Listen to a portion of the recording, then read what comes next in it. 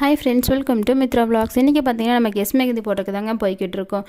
கிளைண்ட்டோட location பார்த்தீங்கன்னா near சக்தி. கிளைண்ட்டோட வீட்டுக்கு நம்ம ரீச் ஆகிட்டோம். 2 பேர்த்துக்கு மட்டும் ஃப்ரண்ட்டு ஃபுல்லாக போடணும் அப்படின்னு சொல்லி தான் கால் பண்ணாங்க. ஸோ அவங்க 2 பேர்த்துக்கும் ஃபுல்லாக போட்டாச்சு.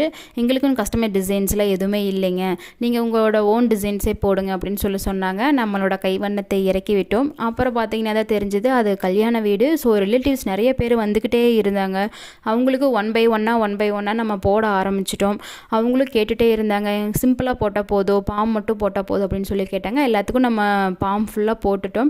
நியர்லி ஒரு 8 பேர்த்துக்கு போட்டிருப்போங்க. அப்புறம் அங்கேயே எனக்கு டின்னரும் கொடுத்துட்டாங்க. நல்லா சாப்பிட்டுட்டு அப்புறம் மறுபடியும் இன்னும் 2 பேர்த்துக்கு போட ஆரம்பித்தோம். அப்போ ஒரு 10 மணிக்கு பக்கமாக இன்னொரு ரிலேட்டிவ் வந்தாங்க.